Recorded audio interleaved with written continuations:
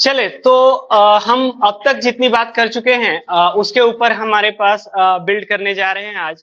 ICT में अब तक हमारा कहाँ तक पहुंचे हुए हैं, किस जगह पे खड़े हैं। यूनिट 1 हमारा खत्म हो गया है। यूनिट 1 के अंदर में हम कंप्यूटिंग इन्वायरमेंट को पढ़ते हैं। हम पढ़ते हैं कि एक अकेला कंप्यूटर किस तरीके से एक कंप्यूटिंग के सिचुएशन में आ पाता है। इसके लिए हार्डवेयर क्या होते हैं, सॉफ्टवेयर क्या होता है, एप्लीकेशन क्या होता है, एप्लीकेशन डेवलपमेंट का प्रोसेस क्या होता है। ये सारी बातें करके हम यूनिट 1 में एक कंप्यूटर कैसे काम करता है ये बात हम लोग देख चुके हैं।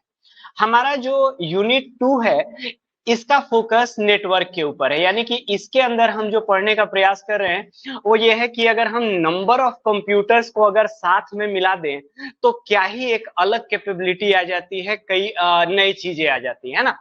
देखिए अगर आपको याद होगा तो हमने जब क्लाउड कंप्यूटिंग, ये पहले दूसरे क्लास की बात है, हमने टाइप्स ऑफ कंप्यूटर और कंप्यूटर का जब वर्गीकरण किया था तो उस दौरान हम लोगों ने एक क्लाउड कंप्यूटिंग से हमारी मुलाकात हुई थी, है ना। क्लाउड कंप्यूटिंग एक बहुत यूनिक कैपेबिलिटी है जहां पे कि एक कंप्यूटिंग इन्वायरमेंट का कंप्यूटिंग कैपेसिटी ऑगमेंट किया जा सकता है, बढ़ाया जा सकता है। हमने उदाहरण क्या दिया कि देखिए क्लाउड कंप्यूटिंग का सबसे बेस्ट एग्जांपल क्या होगा।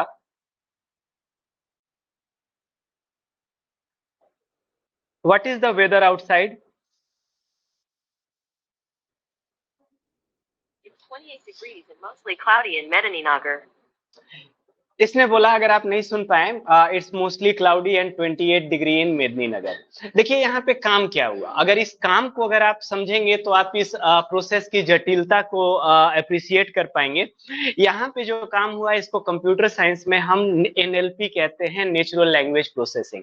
Natural language processing computer science का ये वो वाला फील्ड है जिसमें हम ये पढ़ते हैं कि हम इंसान जिस भाषा में, जो प्राकृतिक भाषा में बोल रहे हैं, इसको कंप्यूटर समझ पाए या नहीं समझ पाए। देखिए सिर्फ हाई लेवल लैंग्वेज में भी बात करें, हम बाइनरी या मशीन लेवल के लेवल तक नहीं भी उतरे, हम सिर्फ हाई लेवल लैंग्वेज की ही बात करें तो हम इसी के अंदर में क्या पाते हैं कि हम इंसान जो हाई लेवल लैंग्वेज बोलते हैं यानी कि हिंदी या इंग्लिश है, ये कंप्यूटर के लिए जो हाई लेवल लैंग्वेजेस हम बोल रहे हैं जैसे कि जावा हो गया और पाइथन हो गया, ये उनसे अलग है, इनके बीच में डिफरेंसेस है। जो हमारे ह्यूमन के बोलचाल वाले भाषा हैं इसमें कई कॉम्प्लेक्सिटीज आती है। इसमें हम लोग एक व्यंग करते हैं। व्यंग में देखिए क्या है कि हम जो बोल रहे होते हैं हमारा वो अर्थ उसका बिल्कुल उल्टा होता है।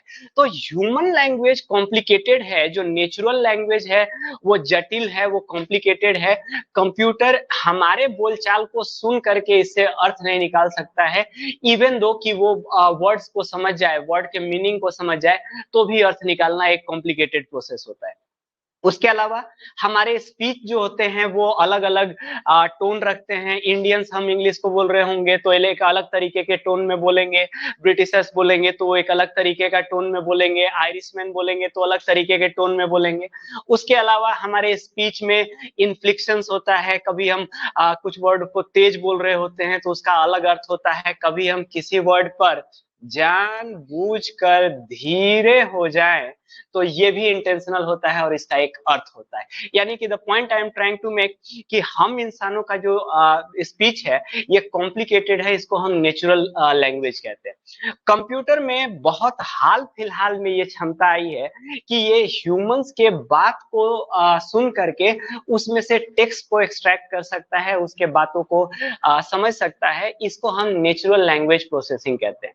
हालांकि नेचुरल लैंग्वेज प्रोसेसिंग आप यूट्यूब वगैरह पे वीडियोस के नीचे जो ऑटोमेटिक कैप्शनिंग होते देखे हैं वो नेचुरल लैंग्वेज प्रोसेसिंग का एग्जांपल है।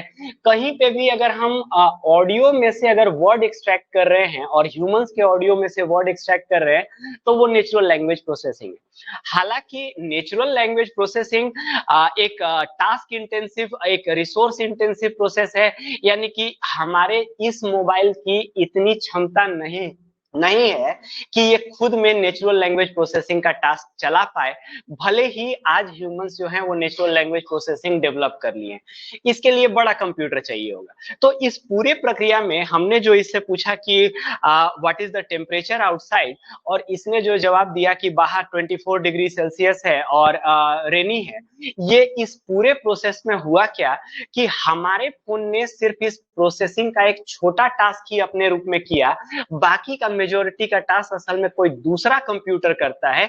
ये एग्जांपल है क्लाउड कंप्यूटिंग का। हुआ क्या, हमारे फोन ने बस हमारा ऑडियो रिकॉर्ड किया और इस ऑडियो को भेज दिया गूगल के बड़े कंप्यूटर के पास जो कि एनएलपी रन कर रहा है। उसका बड़ा कंप्यूटर मेरे इस ऑडियो में से एक टेक्स्ट को एक्सट्रैक्ट किया और उसको जैसे हम टाइप किए होते उस तरीके से सर्च बार में फीड करके वो बाकी का रिजल्ट नीचे निकाल करके आ जा रहा है। यानी कि इस पूरे प्रोसेस में अभी जितना कुछ हुआ वो सब कुछ मेरे फोन में नहीं हुआ, ये इस टास्क का इनिशियलाइजेशन फोन में हुआ, इस टास्क का आउटकम फोन में दिया गया, लेकिन इस टास्क का कंप्लीट प्रोसेसिंग फोन में नहीं हुआ। This is what cloud computing offers. Cloud computing में हम एक कंप्यूटर के फिजिकल क्षमता से कहीं अधिक, जहां ज्यादा नंबर ऑफ कंप्यूटर को जोड़ पाते हैं, तो हम अचानक रिसोर्स को मैग्नीफाई कर सकते हैं, रिसोर्स को बड़ा कर सकते हैं। तो नेटवर्किंग के क्या क्या बेनिफिट्स हैं? नेटवर्किंग का एक बेनिफिट है कि चार छोटे कंप्यूटर के बजाय चार मिलकर के एक बड़े कंप्यूटर के रूप में बिहेव करने लग जाएंगे, वो उसका एडवांटेज है। दूसरा एडवांटेज क्या है, जो पिछले क्लास में हम लोग देखे कि दो कंप्यूटर के बीच में नेटवर्क करना, इन दोनों के बीच में डेटा ट्रांसफर इनेबल कराता है, यानी कि ये दो कंप्यूटर अब आपस में कम्युनिकेट कर सकते हैं, चाहे वो फाइल्स भेजने के रूप में कम्युनिकेट कर रहे हो या फिर कॉमन डॉक्यूमेंट को एडिटिंग करने के रूप में ये कम्युनिकेट कर रहे हो। लेकिन नेटवर्क क्या इनेबल कराता है कि अब डिवाइसेस एक दूसरे से कम्युनिकेट कर सकते हैं। इन नटसेल जो पिछले क्लास का जो सार है वो बस इतना सा है कि ये नेटवर्क्स सिर्फ कनेक्शंस हैं, nothing more than that. Networks are not computers. Network क्या है, वो एक कंप्यूटर को दूसरे कंप्यूटर से मिलाने का काम करते हैं, इन दोनों को जोड़ने का काम करते हैं, राइट। वो सिर्फ इतना है। उन नेटवर्क के अंदर में खुद का कोई प्रोसेसिंग कैपेबिलिटी नहीं होता है। नेटवर्क्स बस कम्युनिकेशन के पॉइंट्स हैं। ये हम लोग आज के चैप्टर में देखेंगे कि वो वायर्ड भी किए जा सकते हैं, वायरलेस भी किए जा सकते हैं। It doesn't matter how you connect to systems, what matter कि एक और सिस्टम और दूसरा सिस्टम कनेक्टेड पड़ा हुआ है। पिछले क्लास को नेटवर्किंग को एंड करते समय हम लोगों ने ये बात भी किया कि आखिर नेटवर्किंग के लिए कुछ एसेंशियल हार्डवेयर वाले कॉन्सेप्ट हम लोग जान जाए। हम लोग इतना जानते हैं कि दो डिवाइस के बीच में भी जब कम्युनिकेशन होता है तो पोर्ट टू पोर्ट कम्युनिकेशन होता है। बीच के जो तार होते हैं वो कंप्यूटर टर्मिनोलॉजी में हम उनको बस कहते हैं, वो डेडिकेटेड पैसेज वे के रास्ते हैं। अलग अलग कनेक्शन स्पीड्स अलग अलग होते हैं। तो जैसे हमारे प्रोसेसर से रैम के बीच का जो कनेक्शन स्पीड है वो अलग है, और हमारे कंप्यूटर से प्रिंटर का जो कनेक्शन स्पीड है, चूंकि ये बाहर के एक्सटर्नल वायर से जा रहा है, तो ये अलग है। तो ये डिफरेंट डिफरेंट कनेक्शन स्पीड्स हैं और पोर्ट टू पोर्ट कम्युनिकेशन होता है। This is where we ended last class. आखिरी क्लास को हम लोग इसी जगह पे एंड किए हुए थे। आज इस नेटवर्क वाले आइडिया को हम यहां से और बड़ा करके लेके चलना चाहते हैं, और आज हम एक बड़े नेटवर्क की बात करेंगे जिसने कि हम इंसानों के जिंदगी में क्रांति ला दिया, जिसने कि ह्यूमंस के लाइफ को कंप्लीटली ट्रांसफॉर्म कर दिया। पिछले 10 साल में ह्यूमंस का लाइफ बिल्कुल ऊपर का नीचे बदल गया। ये है इंटरनेट। इंटरनेट फंडामेंटली एक नेटवर्क है। तो हम जो पिछले क्लास में थ्योरीज पढ़े हैं ये सारे उसी थ्योरीज को फॉलो कर रहा है, बस ये एक विशेष प्रकार का नेटवर्क है।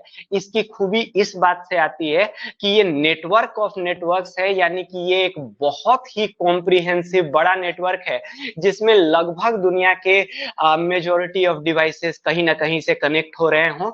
इस नेटवर्क की खूबी इस बात से आती है कि ये साइज में बहुत बड़ा है। सिर्फ इस बात से आती है कि ये साइज में बहुत बड़ा है और इसमें ढेर सारे लोग हैं। अब चूंकि ढेर सारे लोग हैं और सारे मेजर प्लेयर्स अगर यहाँ पे हैं, इसका मतलब कि अब ये नेटवर्क हमारा इंफॉर्मेशन प्रॉब्लम सॉल्व कर सकता है। तो अगर हम आपका टेस्ट लिए हैं, हमारे पास आपका टेस्ट का स्कोर है, तो इंटरनेट के माध्यम से अब हम लोगों को ये इंफॉर्मेशन डिस्ट्रीब्यूट कर सकते हैं आसानी से। इंटरनेट ये इनेबल कराता है। इंटरनेट डिस्ट्रीब्यूशन प्रॉब्लम सॉल्व करता है, इंटरनेट इंफॉर्मेशन प्रॉब्लम सॉल्व करता है, इंटरनेट कम्युनिकेशन प्रॉब्लम सॉल्व करता है। अब डेटा के पैकेट्स में अगर कम्युनिकेशन होना है, तो देखिए हम लोग कहाँ कम्युनिकेशन तार के जमाने से शुरू हुए थे, जहां छोटा छोटा लिखना पड़ता था, रविवार आएंगे, मोनू गया था, इस तरीके से, बल्कि था भी छोड़ देंगे क्योंकि खर्चीला पड़ रहा है, उस जगह से शुरू होके अब इंटरनेट इनेबल कराता है कि सिर्फ दो कंप्यूटर्स को कनेक्ट करने के खर्च पे अब आप लाइव वीडियो में एक दूसरे के साथ बात कर सकते हैं। कम्युनिकेशन इस लेवल तक रिफाइन किया जा सकता है। So this is what internet is offering. Internet एक अभी के समय टेक्निकली स्पीकिंग इट्स अ वैन, ये नेटवर्क ऑफ नेटवर्क है, और धीरे धीरे करके ये इवॉल्व किया है। लेकिन इंटरनेट को आज हम लोग समझेंगे। हमारा आज का पूरा डिस्कशन जो है वो इंटरनेट के ऊपर, इंटरनेट के आर्किटेक्चर के ऊपर, ये काम कैसे करता है, इसके फीचर्स क्या है, इन्हीं सभी कंपोनेंट के ऊपर पड़ा हुआ है। लेकिन उस पे जाने से पहले हमको एक टूल चाहिए जो कि हमको पहले समझ लेना जरूरी है। और वो टूल क्या है? हम लोग बात कर रहे हैं कम्युनिकेशन के रूल्स की। देखिए, हर कम्युनिकेशन का कुछ एक डेफिनेट रूल होता है, और अगर हम उस कम्युनिकेशन को उस टाइप का कम्युनिकेशन कहेंगे, तो सिर्फ तभी कह सकते हैं जब वो उस कम्युनिकेशन के रूल को फॉलो कर रहा है। फॉर एग्जाम्पल, हम अगर आपसे कम्युनिकेट इशारे में कर रहे हो, लेट्स से कि हमने एक सिस्टम बना दिया है कि ऐसे हाथ उठाएंगे तो इसका मतलब ए होगा, ऐसे हाथ उठाएंगे तो इसका मतलब बी होगा, ऐसे उठाएंगे तो सी होगा, ऐसे उठाएंगे तो डी होगा, ऐसे उठाएंगे तो ई होगा। लेट्स से कि हम कुछ सिस्टम्स बना देते हैं ना इशारे से। We humans communicate by symbols frequently. हम ये क्या कर रहे हैं? This is a sign language. हम जो है सो इशारे से कर रहे हैं कि हमको प्यास लगी है, हमको पानी ला करके दो, है ना। खाना खाए थे। अब देखिए, हम ओरल कर रहे हैं, लेकिन ये इतना नेटिव लेवल पे है कि हम उसको बोले बगैर नहीं रह पाते हैं, वो जो है सो निकल जा रहा है। तो वो एक कम्युनिकेशन है। इस कम्युनिकेशन के रूल क्या है कि हम बोलेंगे नहीं, बल्कि कुछ संकेतों का इस्तेमाल करेंगे, ऐसे संकेतों का इस्तेमाल करेंगे जिनके मतलब पहले से आप और हम जानते हैं। ऐसी भाषा कैसी होगी जिसमें कि आप नहीं जानते हैं कि हम क्या बोल रहे हैं? तो पहले से हमारे बीच में अंडरस्टैंडिंग होना चाहिए कि इस भाषा के ये अक्षर हैं, और उस हिसाब से जब हम अक्षरों को रखेंगे, भले ही वो सिंबल में रख रहे हैं, यू विल डिसाइफर दैट ये ऐसी भाषा है। एक दूसरा कम्युनिकेशन हम कह सकते हैं कि लेट्स से कि लिखित में कम्युनिकेशन हो रहा है, रिटन में कम्युनिकेशन हो रहा है। अब रिटन कम्युनिकेशन का क्या रूल है कि उसमें पेपर पे या किसी सरफेस पे कुछ अल्फाबेट्स जो हैं वो लिखे होने चाहिए, उसमें साउंड नहीं होना चाहिए, उसमें इशारा नहीं होना चाहिए, वो तो लिखित है। एक तीसरा ओरल टाइप का कम्युनिकेशन हो सकता है। उसके रूल क्या है? वो ओरल है, उसमें साउंड निकालना पड़ेगा, उसके अंदर में राइटिंग का कंपोनेंट नहीं है, उसके अंदर इशारे का कंपोनेंट नहीं है, राइट। हम क्या बात कर रहे हैं कि अगर आपको और हमको, हम दोनों को अगर आप कंप्यूटर के रूप में देखें, कंप्यूटर के नोड्स के रूप में देखें, तो हम दोनों के बीच में इतने सारे कम्युनिकेशन हो रहे हैं जो असल में कई अलग अलग भाषाओं में हो रहे हैं, जो अलग अलग टाइप के कम्युनिकेशन है। हम लोग के बीच में कुछ ओरल कम्युनिकेशन हो रहा है, ओरल कम्युनिकेशन जो हम बोल रहे हैं वो आप सुन रहे हैं। कुछ हम लोग के बीच में रिटन कम्युनिकेशन हो रहा है, जो हम स्क्रीन पे आपके सामने लिख रहे हैं। आपके पास जो प्रिंटेड स्टडी मटेरियल है उसमें आपके पास कुछ लिखा हुआ है, आप पेन से अपने नोटबुक में कुछ स्क्रिबल कर रहे हैं, वो एक रिटन कम्युनिकेशन हो रहा है। एट द सेम टाइम हम लोग के इस कंपोजिट कम्युनिकेशन में एक नॉन वर्बल, एक सिंबॉलिक कम्युनिकेशन भी चल रहा है। फ्रिक्वेंटली आप देख रहे हैं कि मेरे हाथ घूम रहे हैं, and it is actually affecting your attention span. आप हम लोग देखिए सिविल सर्विसेज में क्या है ना, थोड़ा ऑफ टॉपिक जा रहे हैं लेकिन मुद्दा निकल गया है, तो बात समझ लीजिए। कम्युनिकेशन के ऊपर हम लोग बात कर रहे हैं। जब आप लोग इंटरव्यू में बैठे रहेंगे, इंटरव्यू की तैयारी कर रहे होंगे, तो उस समय हम आपसे बात कर रहे होंगे कि आप बैठे कैसे हैं, आप कपड़े कैसे पहने हुए हैं, आपका जो है सो ये शर्ट कैसा है, आपका कॉलर का बटन बंधा हुआ है कि खुला है, आपका दुपट्टा कैसा है। हम लोग उस समय इसकी बात कर रहे होंगे। इंटरव्यू के preparation is all about presentation, वो पर्सनैलिटी का टेस्ट है। उस दौरान हम आपको आपको ये भी पॉइंटर दे रहे होंगे कि कपड़े कुछ ऐसे पहनिए कि ये गर्दन के नस वगैरह जो हैं वो ढक जाएं, और हाथ को try to keep your hands still, और वो यहाँ पे लैप में सामने साइड से रहे। वो इस तरीके का नॉन इनवाइटिंग या डिफेंसिव पोस्चर आप हरगिज नहीं अपनाएं, बल्कि बॉडी पोस्चर आपका इनवाइटिंग होना चाहिए, वेलकमिंग होना चाहिए और रेडी होना चाहिए, राइट। उस समय हम लोग बॉडी लैंग्वेज पे फोकस कर रहे होंगे। हम क्यों उस समय बोल रहे हैं कि हाथ जो है वो नीचे रखना चाहिए या गर्दन को ऐसा करना चाहिए। एक बार पिछले बार हम इंटरव्यू के लिए एक लड़के के साथ ट्रेन कर रहे थे, तो उसने ये बोला कि सर एक्सप्रेशन के हिसाब से हाथ को नीचे रखना चाहिए, is it a bad tool to express? The answer is no. हम इंटरव्यू के दौरान जो बोल रहे हैं वो असल में अधूरी बात बोल रहे हैं, उन दोनों बात को मिला के देखने की जरूरत है। ये हैंड्स और जेस्चर जो है ये बहुत पावरफुल टूल ऑफ कम्युनिकेशन है। कई बार क्या होता है कि ये आप को बड़े बड़े बड़े ओरेटर्स को देखिएगा, बड़े स्पीकर्स को देखिएगा, और उनके बीच में ये कॉमन इस टूल को देखिएगा जहां पे वो हैंड्स को और एक्सप्रेशन का इस्तेमाल करते हैं, है ना।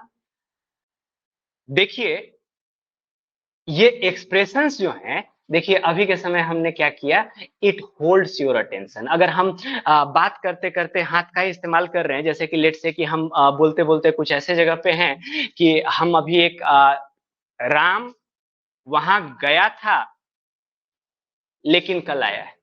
देखिए इसमें क्या है कि ये हैंड ने क्या किया, ये आपके अटेंशन को होल्ड किया, यानी कि ये हैंड का चीज आपने जानबूझ करके कॉन्शियसली इसको पिकअप नहीं किया, ये अनकॉन्शियस टूल है। लेकिन ये जब तक उठा हुआ है तब तक आप समझे कि बात जो है सो अभी अधूरी है, अभी पूरा नहीं हुआ है, there is more to come. तो आप जब एक पब्लिक स्पीकिंग के सीन में होंगे, जब आप ऑडियंस को एड्रेस कर रहे होंगे और आप जब प्रेजेंटेशन कर रहे होंगे, उस समय यू विल फाइंड कि आपके हाथ और आपका बॉडी वो आपके एक्सप्रेशन को मैग्नीफाई करता है। आप जो बोलना चाहते हैं और व्यूअर के बीच में जो अटेंशन आप देना चाहते हैं, ये उसको it's actually more expressive tool. ये हैंड्स जो हैं वो हमारे शब्दों से ज्यादा जाते हैं, और हमारा बॉडी लैंग्वेज असल में हम जितना कह रहे होते हैं उससे फ्रिक्वेंटली ज्यादा एक्सप्रेस कर रहा होता है। हम मुंह से नहीं बोल रहे होते हैं, लेकिन हमारा बॉडी उसके ऊपर कोई कॉन्शियस कंट्रोल नहीं है, वो फ्रिक्वेंटली बोल रहा होता है। तो अगर इतना काम का कम्युनिकेशन का टूल है ये हैंड जेस्चर, तो हम इंटरव्यू के टाइम में आपको क्यों कह रहे हैं कि इनको स्टिल रखिए? वो इस चलते क्योंकि वहां पे इंटरव्यूअर और आपके सामने आप नौसिखुआ हैं, इंटरव्यूअर जो है वो पुराना खिलाड़ी है। ये चूंकि एक्सप्रेशन का टूल है, इस चलते आप उस समय उस कॉन्टेक्स्ट में जरूरत से ज्यादा एक्सप्रेस कर दीजिएगा और अपनी कमजोरियां दे दीजिएगा। यहाँ ढकने की बात क्यों कर रहे हैं?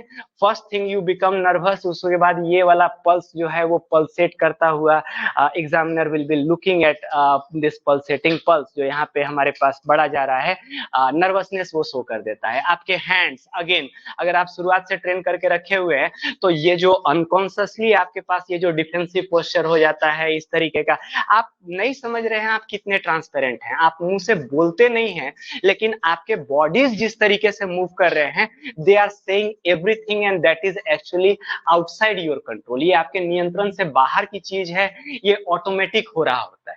इंटरव्यू के दौर में उस समय में हमको इसको कंट्रोल करने की और रेगुलेट करने की जरूरत होती है। The point I am trying to make कि कम्युनिकेशन के डिफरेंट टाइप्स होते हैं और डिफरेंट डिफरेंट कम्युनिकेशन के डिफरेंट रूल्स होते हैं। जो एनालॉगी हम आपसे ड्रॉ किए कि अभी आपके और हमारे बीच में कैसा कम्युनिकेशन हो रहा है, क्या ये टाइप्स ऑफ कम्युनिकेशन जो हमने डिफाइन किए कि वर्बल कम्युनिकेशन हो रहा है, या फिर रिटन कम्युनिकेशन हो रहा है, या सिंबॉलिक कम्युनिकेशन हो रहा है, हम लोग के बीच में कैसा कम्युनिकेशन हो रहा है?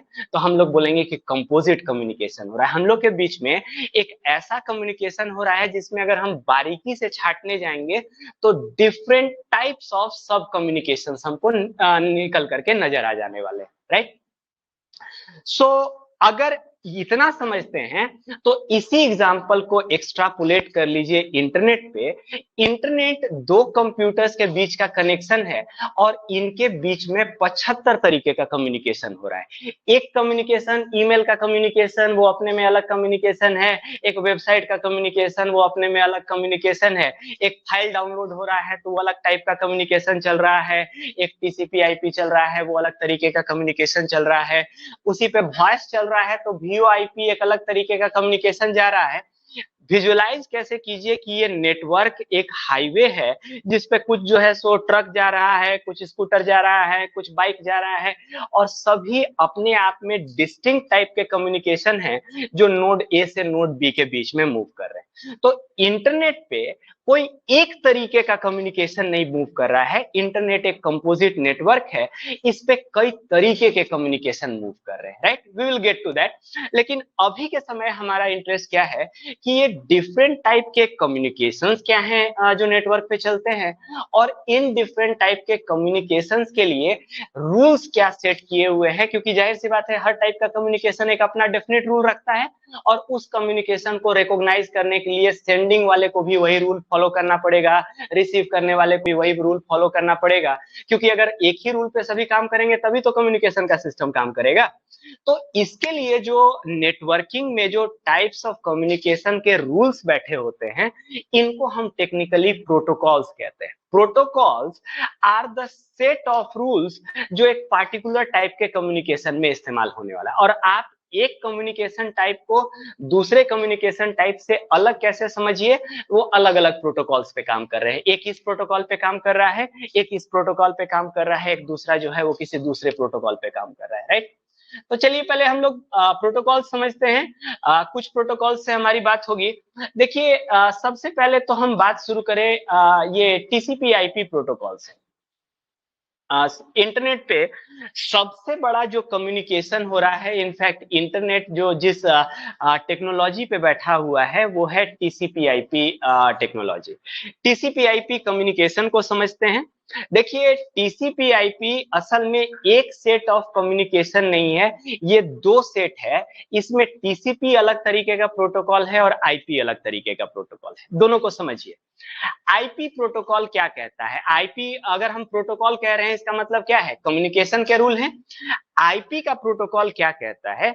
देखिए जब कभी दो यूनिट्स के बीच में कम्युनिकेशन हो रहा हो, जैसे कि अगर मान लीजिए कि सिर्फ हम हैं और सिर्फ एक तुम हो, लेट्स से कि और कोई नहीं है, सिर्फ हम हैं और तुम हैं, सिर्फ दो लोगों के बीच में कम्युनिकेशन हो रहा है, तो ऐसे परिस्थिति में हम दोनों लोग का कोई नाम होना जरूरी नहीं है। हम तुमको तुम बोल दे, तुम हमको तुम कह दो, और हम लोग एक दूसरे से काम चला सकते हैं। हम लोग को नेम्स का रिक्वायरमेंट नहीं होता है। नेम का रिक्वायरमेंट हमको कब होगा? जब मोर देन टू पार्टिसिपेंट्स हैं, तो हमको इस बात की चिंता है कि हमने ये जो कम्युनिकेशन भेजा है वो इसको भेजा है या इसको भेजा है, तो हमारे पास इन डिफरेंट नोड्स को आइडेंटिफाई करना जरूरी है कि कम्युनिकेशन किस पॉइंट से किस पॉइंट के बीच में हो रहा है, राइट। यानी कि कंप्यूटर में भी कनेक्शन अगर होना है तो उसी तरीके से कोई एक आइडेंटिफायर होना पड़ेगा। देखिए आपके मोबाइल फोन कैसे काम करते हैं। अगर हम आपको फोन कर पाते हैं, आप हमको फोन कर पाते हैं, ऐसा क्यों हो पाता है? क्योंकि मेरे फोन में एक नंबर है जो किसी दूसरे के पास नहीं है, कोई दूसरा जिसकी नकल नहीं कर सकता है। यानी कि जिस पे कोई भी कॉल करे तो वो सिर्फ मेरे पास आएगा और किसी के पास नहीं आएगा। और आपके पास एक नंबर है जो कि किसी दूसरे के पास नहीं है, उस पर अगर कॉल किया जाएगा तो सिर्फ आपके पास आएगा और किसी और के पास नहीं जाएगा, राइट। हमने ये मोबाइल नंबर्स के सिस्टम के द्वारा एक मोबाइल नंबर से दूसरे मोबाइल नंबर का कम्युनिकेशन एस्टेब्लिश किया है। जब एक फोन दूसरे फोन को कॉल कर रहा होता है तो बेसिकली एक नंबर को कॉल कर रहा होता है, यानी कि फोन्स के भी एड्रेस होते हैं। चिट्ठी का जैसे एड्रेस होता है वैसे फोन का नंबर फोन का एड्रेस है। और अगर कंप्यूटर नेटवर्क हम बनाने जा रहे हैं तो ये नेटवर्क के कम्युनिकेशन के फंडामेंटल सेम है, यानी कि हमको हर कंप्यूटर का भी एक स्पेशल एड्रेस होना चाहिए जो दूसरे किसी के पास नहीं हो, तभी तो दो कंप्यूटर के बीच में कम्युनिकेशन हो पाएगा। इसको ये सिस्टम को डेवलप करने के लिए आया IP, internet protocol. Internet protocol एक एड्रेसिंग प्रोटोकॉल है, यानी ये क्या करता है कि इंटरनेट से जितने भी डिवाइसेस कनेक्ट होंगे उनको वो एक यूनिक नंबर दे देगा। फोन नंबर की तरह विजुअलाइज कीजिए, और इस नंबर को हम आईपी एड्रेस कहेंगे। वो आईपी एड्रेस उस डिवाइस का यूनिक एड्रेस है ओवर द इंटरनेट। और जब भी दो डिवाइस के बीच में अगर नेटवर्क पे कम्युनिकेशन हो रहा है तो one IP address to another IP हो रहा है, ठीक है। तो आईपी एड्रेसिंग लेके आ जाता है, यानी कि अब आपके कंप्यूटर का एक अलग एड्रेस है, आपके कंप्यूटर का एक अलग एड्रेस है, हमारे कंप्यूटर का अलग एड्रेस है। दुनिया का अगर कोई बड़ा नेटवर्क इंटरनेट जैसा चीज बनाना है तो हमको पहले एड्रेसिंग तो सॉल्व कर लेना पड़ेगा। एड्रेसिंग का सिस्टम सॉल्व कर दिया आईपी ने, लेकिन इंटरनेट अभी भी काम नहीं कर सकता है, क्योंकि एक दूसरा फंडामेंटल इशू है। दूसरा फंडामेंटल इशू क्या है? इंटरनेट को हम विजुअलाइज कर रहे हैं एक मेगा नेटवर्क के रूप में, यानी कि एक ऐसा नेटवर्क जो कि अलास्का में बैठे हुए आदमी को साउथ पोल में बैठे हुए आदमी से जोड़ रहा होगा, जो एक साउथ अमेरिका के आदमी को एशिया के आदमी से जोड़ रहा होगा। यानी कि हम एक बहुत बड़े नेटवर्क की बात कर रहे हैं। नेटवर्क में अगर दो डिवाइस के बीच में कम्युनिकेशन होगा, जैसे कि अगर आप अमेरिका में बैठे हैं, हम इंडिया में बैठे हैं, तो आपके और हमारे बीच में कम्युनिकेशन होगा। आप लेट से कि आपसे हम कुछ फाइल मंगाए, आपसे हम एक गाना देखना चाहते हैं।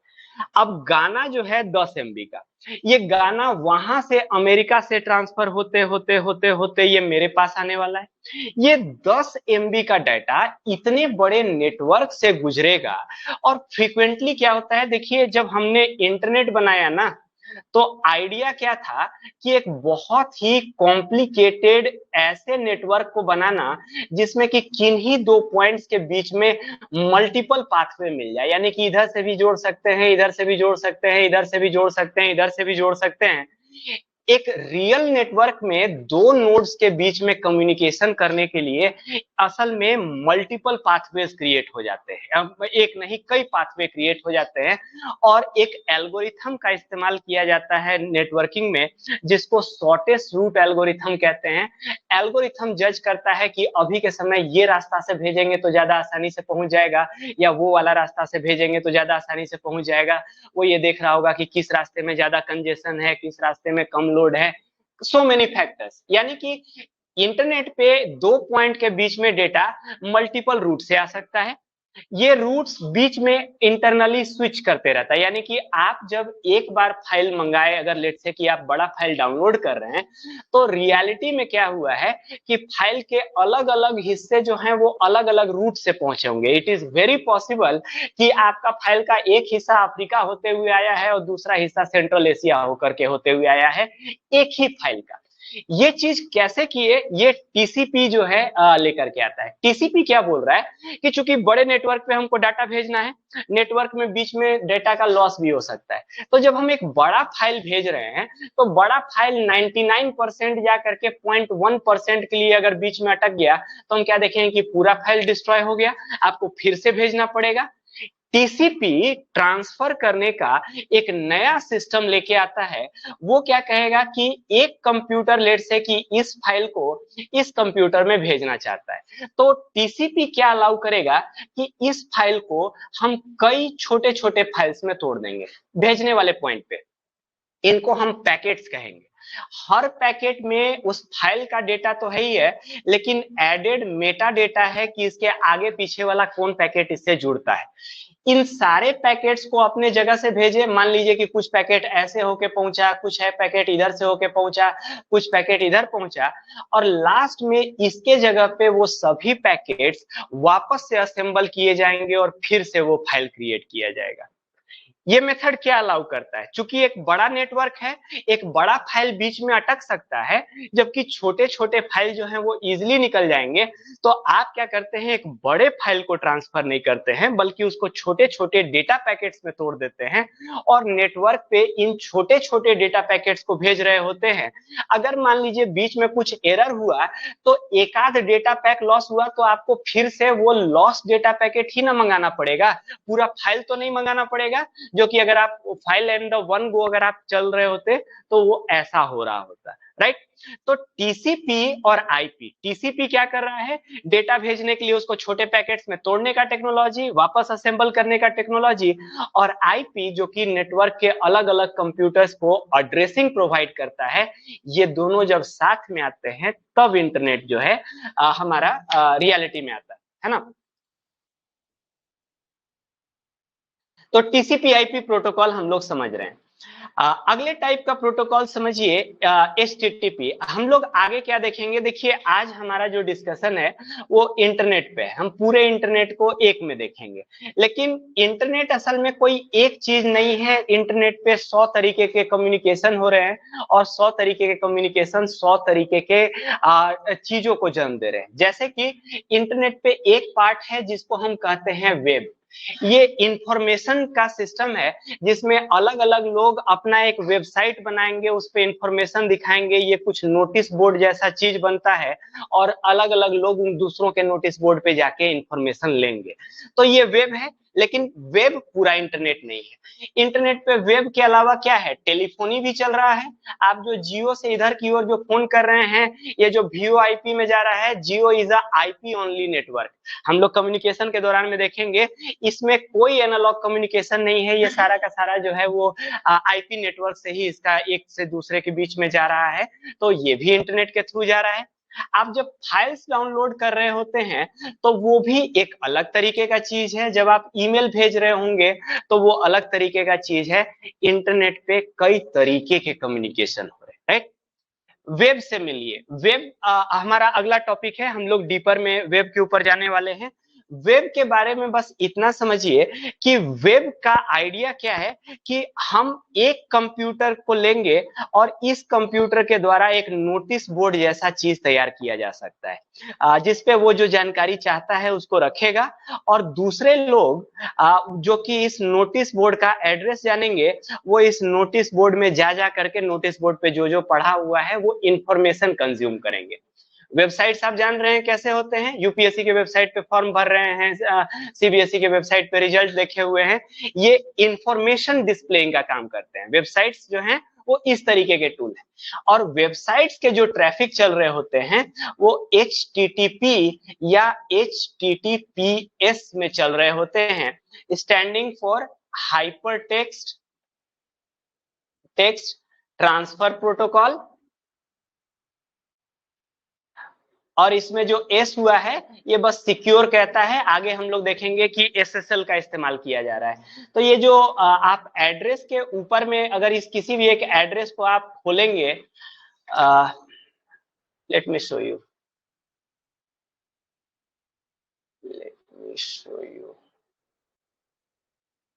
जैसे इस वेबसाइट के एड्रेस को जरा आप देखें, ऊपर वाले पार्ट में देखें कि इस वेबसाइट का आप एड्रेस देखें, है ना, ये हमारा ई क्लास है। ये एड्रेस के शुरुआत में आप जो ये लिखा हुआ वर्ड देख रहे हैं, इस वर्ड के ऊपर गौर कीजिए, ये क्या है, HTTPS। यानी ये क्या बताता है कि ये जो कम्युनिकेशन हो रहा है,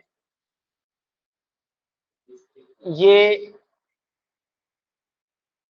एक मिनट, ये जो ऊपर में जो सबसे पहले वेबसाइट के एड्रेस से पहले आप HTTPS देख रहे हैं, ये क्या दिखा रहा है कि इस कम्युनिकेशन में प्रोटोकॉल कौन सा यूज किया जा रहा है, ठीक है ना। तो ये HTTP या HTTPS ये कॉमन वेब के प्रोटोकॉल्स है। HTTP या HTTPS वेबसाइट्स इसका इस्तेमाल करते हैं। TCP/IP आप समझ गए। FTP एक अलग प्रोटोकॉल है, इंटरनेट पे जब आप फाइल ट्रांसफर कर रहे होते हैं, डाउनलोड्स हो रहे होते हैं, तो वो FTP प्रोटोकॉल के अंदर में चल रहे होते हैं। उसके अलावा हमारे पास एक UDP प्रोटोकॉल भी आया, ये असल में ये TCP/IP के बाद में आता है और TCP/IP का इवॉल्व वर्जन के रूप में आया कि TCP/IP को बेहतर करे।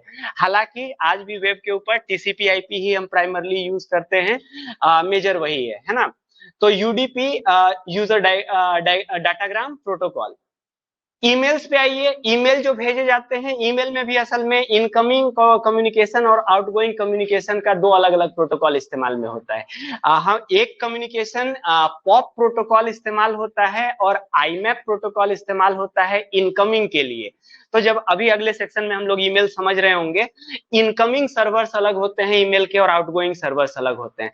तो जो इनकमिंग ईमेल आ रहा होता है वो पॉप या IMAP पे, full form for post office protocol, या IMAP full form for internet message access protocol, ये दोनों ही इनकमिंग मेल के प्रोटोकॉल्स हैं। पॉप का भी पॉप 3 वर्जन चल रहा है और IMAP का अभी के समय में IMAP 4 वर्जन हम लोग इस्तेमाल कर रहे हैं। आउटगोइंग के लिए जो प्रोटोकॉल हम यूज करते हैं वो SMTP प्रोटोकॉल है, सिंपल मेल ट्रांसफर प्रोटोकॉल। उसके अलावा VoIP प्रोटोकॉल से आप वाकिफ हैं। VoIP वॉइस को ट्रांसफर करने का प्रोटोकॉल है। इसके द्वारा आप कॉल से एक जगह से दूसरे जगह पे जाते हैं। तो स्काइप वगैरह जो कॉल कर पाता है वो VoIP के थ्रू कॉल कर रहा है। वो जो वॉइस कम्युनिकेशन रियल टाइम में VoIP है। दूसरा प्रोटोकॉल आप लोग डेली यूज कर रहे हैं अभी के समय और इससे अच्छी तरीके से वाकिफ हैं, ये वोल्टी है, voice over LTE। LTE 4G mobile communication का नाम है। लॉन्ग टर्म एवोल्यूशन हम लोग आगे पढ़ेंगे। LTE 4G मोबाइल टेक्नोलॉजी का नाम है। वोल्टी कहने का मतलब हुआ वॉइस ओवर LTE। तो आप जियो से जो कॉल कर रहे हैं वो आपका कॉल VoLTE प्रोटोकॉल से जा रहा है। तो this is the protocol that is being followed, जो आज के हमारे पास LTE प्रोवाइडर्स हैं। उसके बाद एक RTSP प्रोटोकॉल है, real time streaming protocol. YouTube वगैरह पे जो हम जैसे अभी के समय स्ट्रीम कर रहे हैं, तो अगर आप यूट्यूब के सेटिंग्स वगैरह को खोल करके देखेंगे तो हम एक RTSP प्रोटोकॉल पे भेज रहे हैं और यूट्यूब इस प्रोटोकॉल पे जो हम यहाँ से डेटा भेज रहे हैं उसको वो लाइव स्ट्रीम कर रहा है। तो यहाँ लाइव स्ट्रीम वगैरह के लिए real time streaming protocol RTSP हम इस्तेमाल करते हैं। उसी तरीके से एक RTMP होता है, ये मैसेजिंग के लिए होता है। तो जहां पे रियल टाइम में मैसेजिंग हो रहा है, व्हाट्सएप या टेलीग्राम, ये जो आपके अलग अलग मैसेजिंग ऐप जो काम कर रहे हैं वो जो है IRC या इस तरीके के रियल टाइम कम्युनिकेशन के प्रोटोकॉल पे काम कर रहे हैं कि तुरंत भर में मैसेज यहां से वहां जाए, है ना। So these are the protocols जिनका इस्तेमाल किया जाता है इंटरनेट पे अलग अलग टाइप के कम्युनिकेशन को एस्टेब्लिश करने के लिए, राइट। इन प्रोटोकॉल्स को जब समझते हैं तो आते हैं अब हम लोग इंटरनेट पे। आखिर इंटरनेट है क्या चीज, इंटरनेट का इतिहास समझे, कहां से आया, कैसे आया और किस रूप में अभी के समय ये इवॉल्व किया हुआ है। देखिए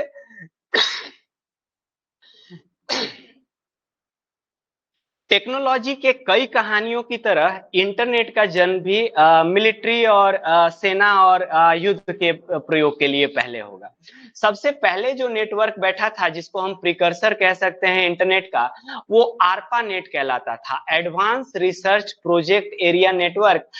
यूएस के डिपार्टमेंट ऑफ डिफेंस ने ये नेटवर्क तैयार किया था कि वो अपने डिफेंस के अलग अलग कंप्यूटर्स को किस तरीके से आपस में कम्युनिकेट कर पाए। ये जो आरपा प्रोजेक्ट शुरुआत में 69 में स्टार्ट किया गया था, ये आगे चल करके डार्पा के नाम से इवॉल्व हो जाएगा। डार्पा में बाकी तो आरपा रहेगा, बस defence advance research project area network ये हो जाएगा। आरपा के बाद में डार्पा आया। ये हमारे पास जो टाइम पीरियड चल रहा है 70s के डेकेड में खड़े हैं।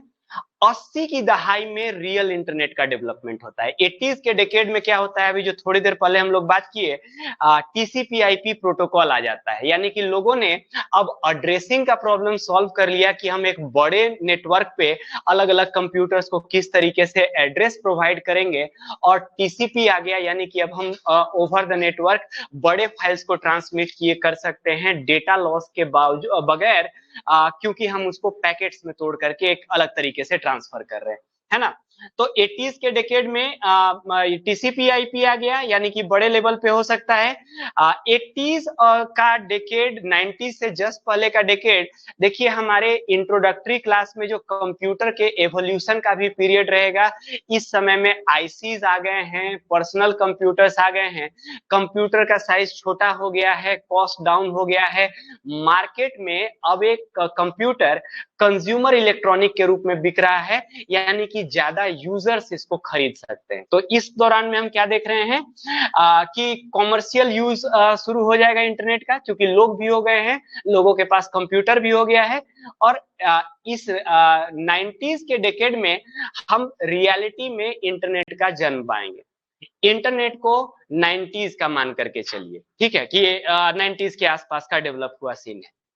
93 में वेब ब्राउजर आया। असल में ये जो अभी हम बात कर रहे थे कि इंटरनेट पे रियलिटी में कई प्रकार के कम्युनिकेशन हो रहे होते हैं। एक मिनट,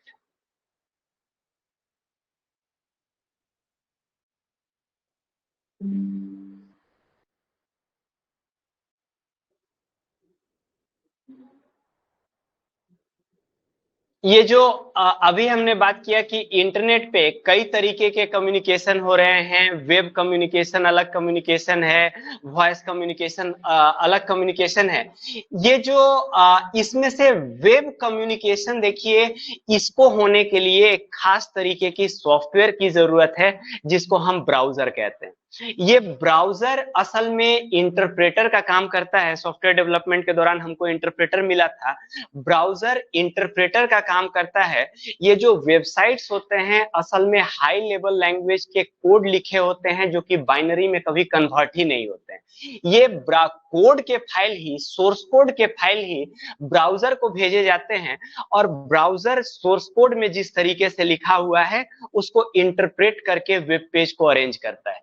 जैसे एग्जांपल के लिए आप जो ये जो वेबसाइट आप देख रहे हैं, इस वेबसाइट को ऐसा दिखने के लिए जो सर्वर पे फाइल पड़ा हुआ है उसमें कुछ इस तरीके की चीज लिखी हुई है। ये सोर्स कोड है और जाहिर सी बात है सोर्स कोड को ब्राउजर लेगा। ये देखिएगा कि हाई लेवल लैंग्वेज में ही लिखा हुआ है, इसका बाइनरी कभी नहीं बनता है।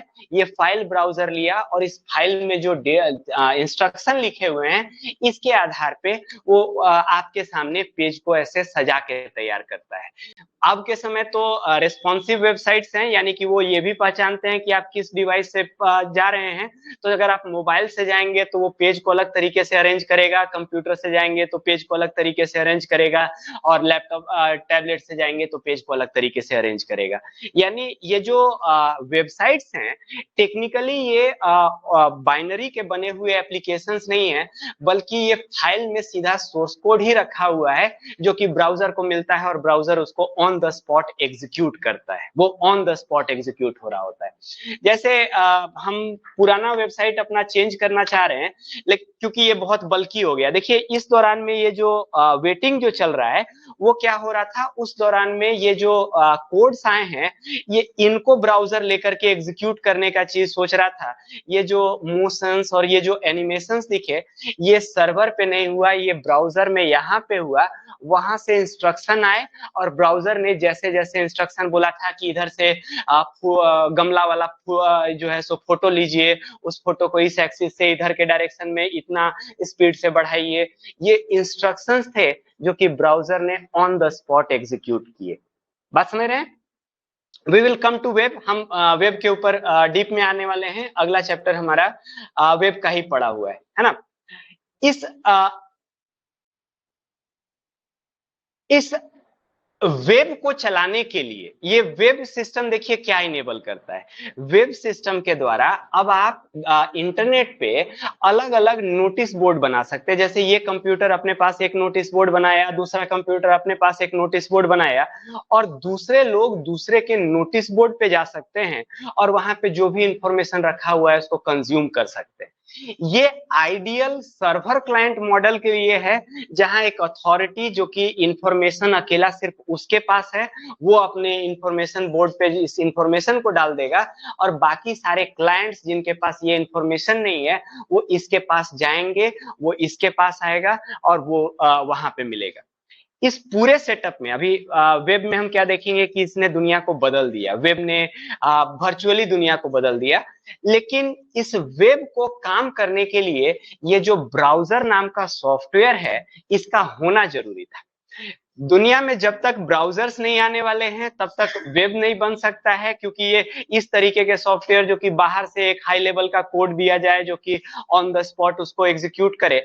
हम बाइनरी क्यों नहीं नेटवर्क पे ट्रांसफर कर रहे हैं? क्योंकि वो बड़े हो सकते हैं और नेटवर्क में हमको ट्रांसफर में छोटे छोटे साइजेस में भेजना ज्यादा जरूरी है। तो हम बाइनरी बना के नहीं भेजते हैं, बल्कि हम वहां पे सिर्फ कोड्स भेज रहे होते हैं और browser on the spot execute कर रहा होता है। तो ब्राउजर हमारे पास 1993 में आया, यानी कि रियलिटी में वर्ल्ड वाइड वेब का शुरुआत आप 1993 से मिलिए। वर्ल्ड वाइड वेब ने इंटरनेट को लोकप्रियता दी। वर्ल्ड वाइड वेब में हम देखेंगे कि शुरुआत में नेटस्केप नेविगेटर नाम का ब्राउजर आया था सबसे पहले। SCAPE होगा, स्पेलिंग ठीक कर लीजिए। नेटस्केप असल में एक ही नाम है, NETSCAPE। नेटस्केप ब्राउजर सबसे पहले आया। तो हम क्या देख रहे हैं, 90s के अर्ली डेकेड में इंटरनेट का विकास शुरू हो जाता है, हमारे पास नेटस्केप नेविगेटर आ गया, वो एक ब्राउजर आ गया, यानी कि लोग अब सर्वर पे उस तरीके के सोर्स कोड रख सकते हैं जो कि इंफॉर्मेशन बुलेटिन में ट्रांसफर करेगा, है ना। अगला डेवलपमेंट हम क्या देखते हैं, आईएसपीज आ गए। पहले जो इंटरनेट बैठा था, और इस बात को जरा आप समझिएगा, ये बात जरा जरूरी है, इंटरनेट की जरूरत एक कंट्री को किसी भी हाल में पड़नी है। मतलब आप इंटरनेट की सबसे बड़ी आवश्यकता, अगर आप ये सोच रहे हैं कि कंज्यूमर के यूज पे, यानी आप जो यूट्यूब देखने में और नेटफ्लिक्स देखने में यूज कर रहे हैं, क्या इंटरनेट की रियल उपयोगिता ये है, तो जवाब है नहीं। इंटरनेट असल में कंट्रीज को चाहिए होते हैं। अगर इंडिया में इंटरनेट नहीं रहेगा तो इंडियन इकोनॉमी, इंडियन कंट्री बैठ जाएगा। बैंकिंग सिस्टम को काम करने के लिए इंटरनेट चाहिए, पावर सिस्टम को, पावर ट्रांसमिशन को काम करने के लिए इंटरनेट चाहिए, एविएशन को काम करने के लिए इंटरनेट चाहिए, रेलवे को काम करने के लिए इंटरनेट चाहिए, ट्रेजरी को काम करने के लिए इंटरनेट चाहिए। यानी आज की दुनिया के जितने भी देश आप देख रहे हैं, इसमें कंज्यूमर यूज के लिए आपको यूट्यूब देखने का बात सबसे बाद में आता है।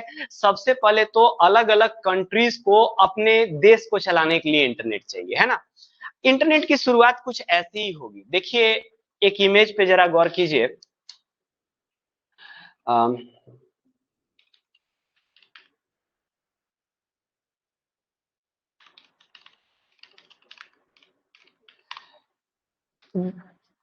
ये जब इंटरनेट की आवश्यकता महसूस हुई कि इस तरीके का कोई एक बड़ा नेटवर्क हम बैठाते हैं, तो अलग अलग कंट्रीज साथ में आते हैं, और इस तरीके का नेटवर्क बैठाने के लिए कोई एक नहीं काम कर सकता है, सबको पैसा लगाना पड़ेगा, और सबको जो है मिल करके इस तरीके का नेटवर्क बैठाना पड़ेगा।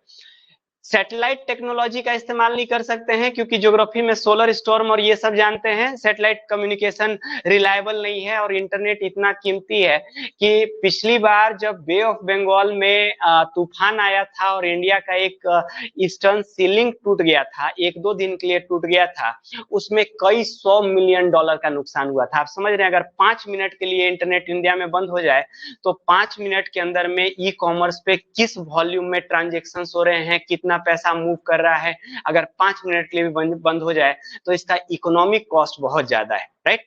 तो इंटरनेट जब शुरुआत में बैठाने का हुआ, तो हम उसके ऊपर नहीं, सैटेलाइट कम्युनिकेशन पर रिलाई नहीं कर सकते हैं। कंट्रीज साथ में आते हैं और दुनिया के अलग अलग समुंदर के बीच में ऑप्टिकल फाइबर के बड़े बड़े केबल्स बैठाए गए, ये इंटर कॉन्टिनेंटल लिंक्स बैठाए गए, जो कि एक कॉन्टिनेंट को दूसरे कॉन्टिनेंट को जोड़ता है। नॉर्थ अमेरिका से देखिए यूरोप को जोड़ता हुआ लिंक, नॉर्थ अमेरिका से साउथ अमेरिका को जोड़ता हुआ लिंक, साउथ अमेरिका से अफ्रीका को जोड़ता हुआ लिंक, अफ्रीका से इंडिया को जोड़ता हुआ link. There are so many under sea link जो कि अलग अलग कॉन्टिनेंट्स को जोड़ते हैं, राइट। अब जैसे कि इंडिया में सपोज करें कि बाहर से लिंक आया, यानी कि इंटरनेट का एक लिंक आया, आप सभी का ट्रैफिक कहीं ना कहीं से इस लिंक के थ्रू जाने वाला है। लेट से कि मुंबई के बंदरगाह पे उस तरीके का हमने एक बाहर का लिंक लेकर के आया है, एक बड़ा हमारे पास इंटरनेट का लिंक आया। अब यहां से काम होता है कि कंट्री के अंदर में हम इस लिंक का डिस्ट्रीब्यूशन कैसे करने वाले हैं। इंडिया में एक गवर्नमेंट ऑर्गेनाइजेशन है जो कि most of the people are unfamiliar, उससे नहीं जानते हैं, लेकिन हमारे इंडिया के चलने के लिए बहुत क्रिटिकल है। वो है एनआईबी। हमारे पास इंडिया में नेशनल इंटरनेट बैकबोन, ये तो नेशनल नॉलेज नेटवर्क है, एक मिनट, नेशनल इंटरनेट बैकबोन।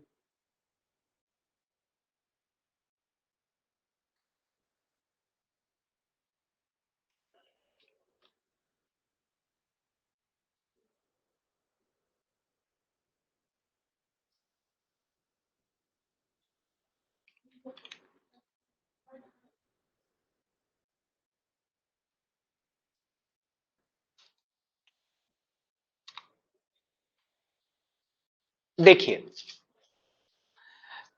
ये तो नेशनल नॉलेज नेटवर्क का दिख रहा है।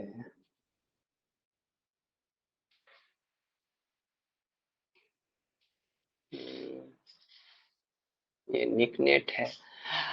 वो नेशनल इंटरनेट बैकबोन पूरे इंडिया में इंटरनेट डिस्ट्रीब्यूशन का सिस्टम स्टैब्लिश करता है कि अब एक जगह जो पॉइंट आया है वो दूसरे मेजर पॉइंट्स के बीच में कैसे डिस्ट्रीब्यूट होने वाला है। हम क्या देखेंगे कि पूरे इंडिया के मेजर स्पॉट्स पे ये हम आपके ऐप में एक इमेज डाल देने वाले हैं, जिस इमेज की अभी हम बात करने जा रहे हैं कि नेशनल इंटरनेट बैकबोन कैसा दिखता है। उसमें बहुत डिटेल में आपको पढ़ने की जरूरत नहीं है, आप बस समझ जाइए कि नेशनल इंटरनेट बैकबोन कहने का मतलब क्या है। ये जो बाहर से कम्युनिकेशन आया, अब ये इंडिया में इंटरनली मेजर सिटी सेंटर्स के बीच में डिवाइड होना है। ये कैसा डिवीजन होगा? ये रिडंडेंसी बेस्ड डिवीजन होगा, यानी एक ऐसा नेटवर्क तैयार किया जाएगा इंटरनल में कि इसमें मल्टीपल पाथवेज हैं। एक पाथवे अगर कभी फेल भी हो जाता है, अगर मान लीजिए कि मुंबई टू दिल्ली लिंक अगर फेल भी हो जाता है, तो मुंबई कलकत्ता दिल्ली लिंक जो है वो फिर भी काम कर रहा है और पूरे इंडिया में नेटवर्क चल रहा है। बाहर से अगर लेट से कि हम अगर विजुलाइज करें कि बाहर से हमारे पास इतना ब्रांडविड्थ आया, बाहर से इतना हमारे पास ब्रांडविड्थ आया है ना, इसमें से मेजोरिटी का पार्ट ये गवर्नमेंट अपने यूज के लिए रख लिया, ये अपने इस्तेमाल में करना है। बाकी जो बचा हुआ ब्रांडविड्थ है ये बेचे जाएंगे टेलीकॉम प्रोवाइडर्स को, जिनको हम कहते हैं आईएसपीज, इंटरनेट सर्विस प्रोवाइडर्स। ये कौन सी कंपनियां हैं? जो सरकार से ये बड़े वाले इंटरनेट बैकबोन में वो अपना शेयर लेंगे और नीचे कंज्यूमर्स को खुदरा में बेचेंगी। 1 GB 2 GB करके जो एयरटेल जियो ये सभी जो कर रहा है, इसको हम आईएसपी कहते हैं। ये ऊपर में थोक में बड़ा कम्युनिकेशन ले रहा है और नीचे में जो है वो खुदरा में 1 GB 2 GB महीना का करके वो डिस्ट्रीब्यूट कर रहा है।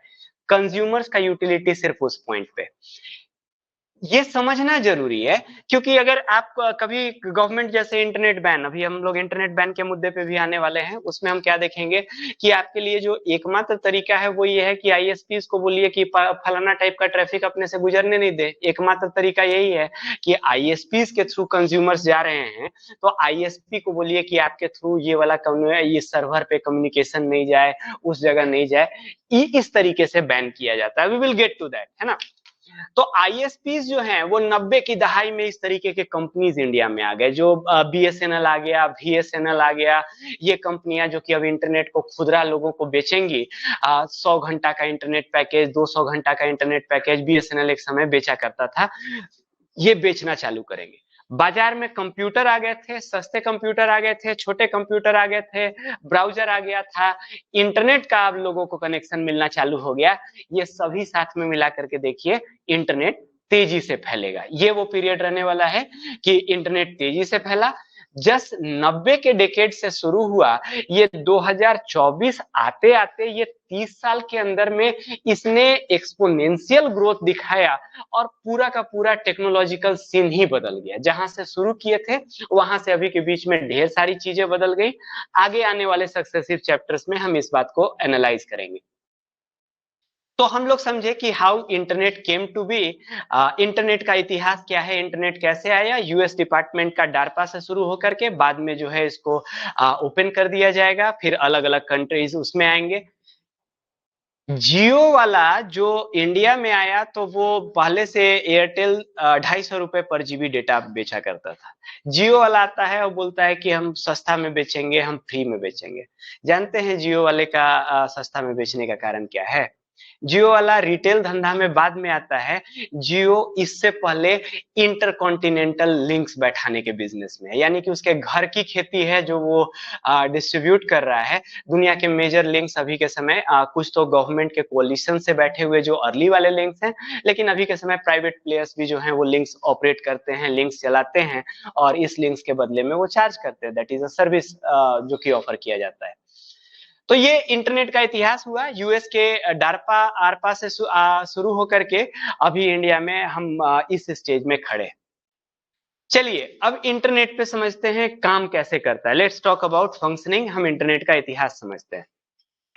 इंटरनेट के काम करने के लिए टीसीपी आईपी बहुत क्रूशियल प्रोटोकॉल है। जब तक टीसीपी आईपी का प्रोटोकॉल नहीं आया था तब तक इंटरनेट जैसा चीज संभव नहीं है, वो बनाया नहीं जा सकता है, राइट। टीसीपी आईपी में दो चीज पड़ा है, एक तो कि एड्रेसिंग का मामला, आईपी इज एड्रेसिंग प्रोटोकॉल, और TCP is a transfer control protocol, जो कि डेटा को छोटे छोटे पैकेट्स में भेज करके ट्रांसफर कराने का काम करता है ना। सो इंटरनेट आईपी एक टीसीपी आईपी का काम करता है, यानी कि जितने भी डिवाइसेस इंटरनेट से जुड़ते हैं उन सबके पास एक यूनिक एड्रेस होता है और उस यूनिक एड्रेस को आईपी एड्रेस करते हैं। सो लेट्स अंडरस्टैंड कि इंटरनेट पे एड्रेसिंग कैसे होता है, क्योंकि दो डिवाइसेस तो कम्युनिकेट कर रहे हैं। हम इस डिवाइस में अगर गूगल का साइट खोल रहे हैं तो गूगल को पता होना चाहिए कि किस डिवाइस ने मांगा है, ताकि उसी को दें। आप नहीं मांगे हैं तो आपके फोन पे गूगल का ब्राउजर साइट अपने से नहीं खुल जाए, जो मांगा है उसी को दे। यानी कि हमारे कंप्यूटर का भी एक यूनिक एड्रेस होना होगा, गूगल के कंप्यूटर का भी यूनिक एड्रेस होना होगा। हर कंप्यूटर जो नेटवर्क में जुड़ रहा है उसका एक यूनिक एड्रेस होना होगा। आईपी सिस्टम यही है। अभी के समय जो इंटरनेट पे हम यूज कर रहे हैं ये ओरिजिनल वही आईपी एड्रेस का ही सिस्टम है, लेकिन अभी के आईपी एड्रेसेस में जनरेशन इवॉल्व कर गया है। असल में पहले जो आईपी का जो वर्जन काम करता था उसको हम IPv4 कहते थे, आईपी वर्जन 4 कहते थे। आईपी वर्जन 4 देखिए कैसा दिखाई पड़ता था, इस तरीके का दिखाई पड़ता था। 213.07.11.21, इसमें 4 अलग अलग लेटर्स के समूह होते थे जो कि एक डॉट से सेपरेटेड होते थे। हर कंप्यूटर जब एक इंटरनेट से जोड़ा जाएगा उसको एक पार्टिकुलर आईपी दिया जाएगा, वो उस कंप्यूटर का आईपी है, नेटवर्क पे वो उस नाम से जाना जाएगा। ये IPv4 अभी भी चल रहा है, लेकिन हम IPv4 को अब छोड़ने का, रिटायर करने का प्रयास कर रहे हैं। दिक्कत क्या हुआ है, आप लोगों ने गौर किया है कि एक समय था जबकि मोबाइल नंबर खाली 9 से आया करते थे, है ना, सिर्फ 9 वाले मोबाइल नंबर होते थे। फिर आगे बढ़ा, अभी के समय 7 से भी नंबर आ रहा है, 8 से भी नंबर आ रहा है। क्यों ऐसा हो रहा है? 9 वाले नंबर खत्म हो गए। There are only so many numbers. जब सबको डिस्ट्रीब्यूट कर दीजिएगा और नंबर ऑफ कनेक्शंस अगर 999999 10 बार 9 से ज्यादा अगर हो जाता है तो you can not generate more numbers. तो ऐसे केस में आपको सीरीज बदलना पड़ता है। IPv4 और IPv6 कुछ उसी तरीके की बात है। IPv4 न्यूमेरिक ओनली सिस्टम था, इसमें सिर्फ नंबर्स थे, और इंटरनेट जैसे जैसे बढ़ता गया, नंबर ऑफ डिवाइसेस बढ़ते गए, हम बहुत नजदीक में खड़े हैं कि सुन IPv4 के एड्रेसेस रन आउट हो जाने वाले, यानी कि एक समय आएगा कि इंटरनेट पे अब इतने डिवाइसेस हैं जितने IPv4 के नंबर नहीं जनरेट किए जा सकते हैं। तो इसको समय रहते देख करके आपको एक दूसरे सिस्टम पे स्विच कर जाना होगा। अभी के समय जो हम एड्रेसिंग का सिस्टम यूज करते हैं वो IPv6 है। हम लोग वर्जन 5 को जंप कर गए हैं, तो ध्यान में रखिएगा आईपी के V4 के बाद अभी V6 है। ये यूनिक कैसा है, आप तो गौर कर रहे हैं कि एक तो कि स्ट्रिंग लंबा हो गया है, राइट, ये नंबर्स जो हैं वो लंबे हो गए हैं, और दूसरा चीज आप क्या गौर कर रहे हैं कि ये अल्फा न्यूमेरिक हो गया है, इसमें अल्फाबेट्स भी डाल दीजिए। तो अगर अल्फाबेट्स भी डाल दीजिए, न्यूमेरिक डाल दीजिए, ज्यादा नंबर ऑफ कॉम्बिनेशन हो सकते हैं, ये ज्यादा फ्यूचर तक के डिवाइसेस को ये सिस्टम देख सकता है, राइट। तो ये है आईपी एड्रेस। अब ये जो आईपी एड्रेसेस होते हैं ये दो तरीके के आईपी एड्रेसेस होते हैं। एक तरीके का आईपी एड्रेस होता है जिसको हम कहते हैं स्टैटिक आईपी, यानी ये इस तरीके का आईपी है जो कि नेटवर्क में एक डिवाइस को दे दिया जाता है और वो कभी नहीं बदलने वाला है, उसका फिक्स, जैसे आपका मोबाइल नंबर, जैसे समझिए मोबाइल नंबर आपका बार बार बदलता नहीं है, तो स्टैटिक आईपी कुछ वैसे ही हुए। आपको एक बार अगर एक नंबर दे दिए तो वो नंबर आपका बदलने वाला नहीं। इस बदलने वाले चीज पे जरा गौर कीजिए, बदलना और नहीं बदलना क्यों महत्वपूर्ण है। पहला बात है कि किसके लिए महत्वपूर्ण है।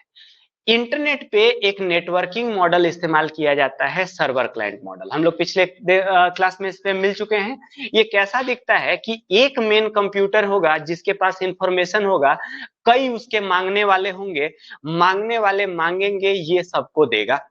अगर इस नेचर का कम्युनिकेशन होना है तो, और ऐसा नेचर का कम्युनिकेशन जिसमें कि सर्वर कभी खुद क्लाइंट को नहीं, क्लाइंट से नहीं कम्युनिकेशन इनिशिएट करता है, बल्कि हमेशा क्लाइंट पहले कम्युनिकेशन अगर इनिशिएट करता है। अगर स्थिति ऐसी हो कि हमको आपको कभी कॉल करने की जरूरत नहीं हो, हमेशा आप ही सबसे पहले हमको कॉल करते हैं, तो इसमें हमारे नंबर को फिक्स होना जरूरी है।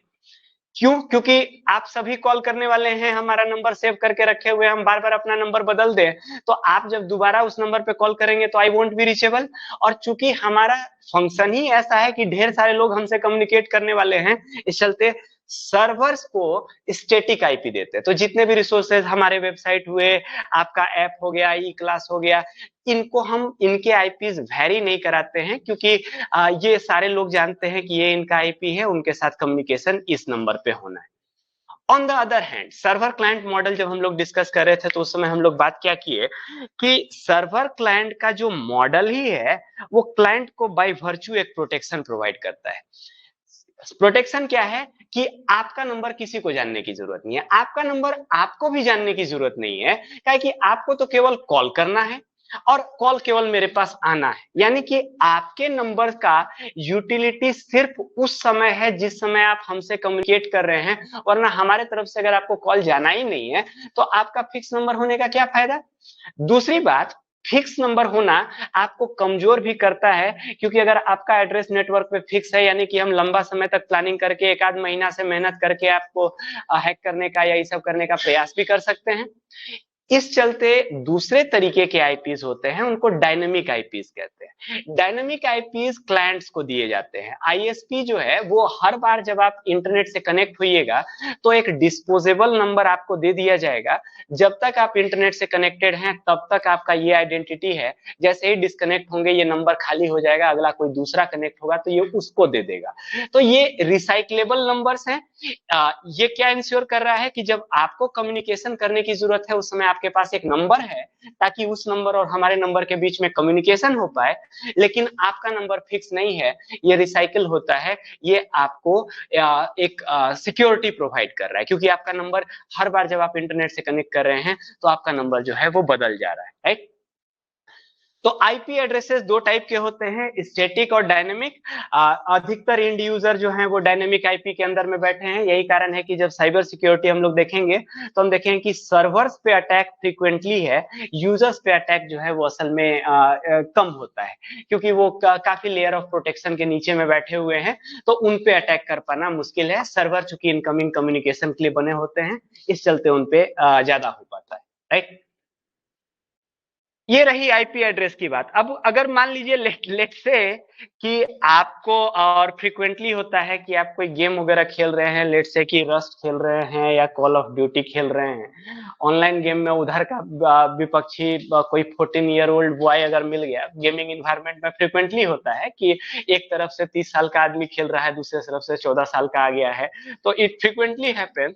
अगर हो गया और वो 14 साल वाला आपको जो है सो धमका रहा है, और गेम में फ्रीक्वेंटली होगा कि 14 साल वाला आपसे बढ़िया खेलता है, आपको हराता है, आपको पीटता है और गेम में आपको टॉन्ट भी करता है, वो जो है काबिल बन रहा है और वो आपको बोल रहा है कि हम बहुत बड़े हैकर हैं और तुम्हारा आईपी एड्रेस हमको मिल गया है ना। तो वो क्या आपको धमकाने की कोशिश कर रहा है कि आपका नेटवर्क एड्रेस हमको मिल गया, अब हम हैकिंग का अटेम्प्ट करेंगे आप पे। लेकिन आपको डरने की क्यों जरूरत नहीं है, क्योंकि आप एक कंज्यूमर हैं, आप जानते हैं कि आप इंटरनेट डिस्कनेक्ट करेंगे, वापस रिकनेक्ट करेंगे, तो that IP will going to be recycled, है ना। उससे 2-3 लेयर के और ऊपर की चीजें होते हैं जो कि इस क्लास के डिस्कशन के स्कोप से बाहर हैं। सो हम अब बहुत टेक्निकल एस्पेक्ट को यहाँ पे नहीं डालना चाहते हैं, हम इजी टू डाइजेस्ट कॉन्सेप्ट के ऊपर ही बात कर रहे हैं। उसमें भी क्या होता है कि इन आईपी कोड्स का एक सिस्टम होता है। शुरुआत के कोड्स जो हैं वो कंट्री बताते हैं, बाद के आईएसपीज आइडेंटिफाई करते हैं। रियल में कंज्यूमर आईपी को अगर ट्रेस किया जा सकता है तो आईएसपी के पॉइंट तक ही, कि एयरटेल या जियो के पॉइंट तक। उसके बाद वो चूंकि इंटरनल डिवीजन कर रहा है और रैंडमली डिवीजन कर रहा है, तो उसके बाद एक्चुअल एक यूजर को पिन पॉइंट कर पाना जो है वो मुश्किल होता है। वो आईएसपीज अपने रिकॉर्ड से देख के बता सकते हैं कि उस दिन उतना बजे ये आईपी किसके पास था, वो ये कर सकते हैं। Again that is the thing. तो आईपी एड्रेस हम लोग समझे। आईपी एड्रेस इंटरनेट पे आपके कंप्यूटर का फोन नंबर है, राइट। इसके बिना कम्युनिकेशन नहीं होगा।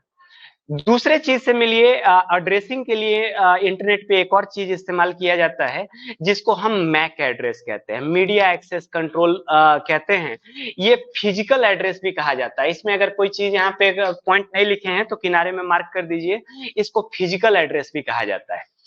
फिजिकल एड्रेस क्यों कहा जाता है, ये आपके डिवाइस का नंबर होता है। तो जैसे कि फोन में आपके फोन का एक IMEI नंबर होता है, तो जब भी आप सेलफोन नेटवर्क के साथ कनेक्ट कर रहे हैं तो वो आपके फोन को आइडेंटिफाई कराता है कि फलाना EMI जुड़ा है, फलाना EMI जुड़ा है। उसी तरीके से आपके फोन में जो नेटवर्किंग हार्डवेयर है, पार्टिकुलरली आपका ये वाईफाई कंट्रोलर जो है, उसका एक अलग एड्रेस होगा और ये फिक्स एड्रेस होगा। ये हार्डवेयर का एड्रेस है, आपने जब तक वो हार्डवेयर लगाया है तब तक उसका एड्रेस है। हार्डवेयर बदल दीजिएगा तभी एड्रेस बदलेगा, वरना वो IP की तरह असाइंड एड्रेस नहीं है, मतलब किसी ने दिया नहीं है, वो फिजिकल एड्रेस है। आप फोन के अपने सेटिंग्स अबाउट में खोजिएगा तो उसमें आपके फोन का भी मैक एड्रेस मिल जाएगा, वो कभी बदलने वाला नहीं है। इंटरनेट पे आप what is my IP address करके सर्च कीजिएगा तो दुनिया में कई वेबसाइट हैं जो कि आप जब कनेक्शन बनाइएगा तो वो रीड करके आपको बता देंगे कि इस समय आपका IP ये है, इस समय आपका IP ये है ना। तो मैक एड्रेसेस ये होते हैं, ज्यादा परेशान होने की जरूरत नहीं है। मैक फिजिकल एड्रेस है, चेंज नहीं होते हैं, हार्डवेयर के एड्रेस है। All right. तो हम लोग इंटरनेट पे एड्रेसिंग कैसे होता है ये बात समझते हैं। इंटरनेट पे अलग अलग डिवाइसेस को हम नंबर्स कैसे असाइन करते हैं और फिर इनके बीच में हम कम्युनिकेशन एस्टेब्लिश करते हैं। आज एक मुद्दा और हैंडल करते हैं और उसके बाद फिर हम लोग अगले नेक्स्ट क्लास में इसको कंटिन्यू करेंगे। वो मुद्दा है हम लोग का डोमेन नेम सिस्टम। इंटरनेट जो काम कर रहा है वो DNS सिस्टम पे काम कर रहा है। DNS सिस्टम क्या है? देखिए, आपका फोन कैसे काम कर रहा है। आप अपने फोन में आपने एक फोन बुक में नाम सेव करके रखा हुआ है अनूप सर, और आप अपने फोन बुक में अनूप सर पे जाकर के टैप करते हैं और टिन टिन घंटी बजेगा मेरे पास, है ना। यहाँ पे दो चीजें हैं। पहला चीज क्या है, जो रियलिटी में कॉल लग रहा है वो तो नंबर टू नंबर ही लग रहा है, नेम का कोई उसमें कॉन्सेप्ट नहीं है ना। रियलिटी में क्या हो रहा है कि आपका फोन मेरे फोन नंबर पे कॉल कर रहा है, उस नंबर से इस नंबर पे कॉल हो रहा है।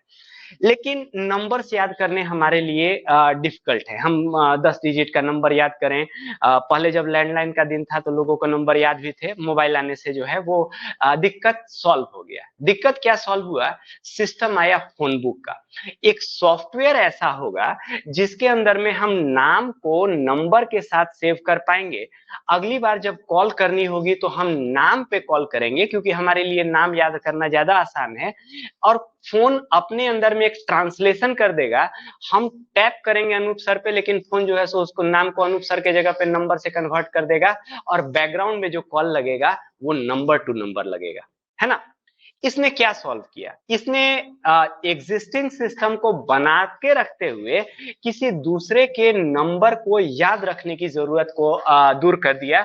यहाँ पे आप नाम याद कर सकते हैं, नंबर नहीं याद कर सकते। इंटरनेट पे भी इसी फोन बुक सिस्टम को हम DNS सिस्टम कहते हैं। DNS रियलिटी में इंटरनेट का फोन बुक है। होता क्या है कि इंटरनेट पे तो हर कंप्यूटर का एक IP एड्रेस होता है।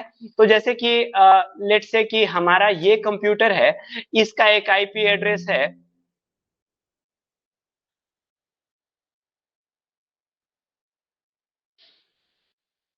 एक मिनट।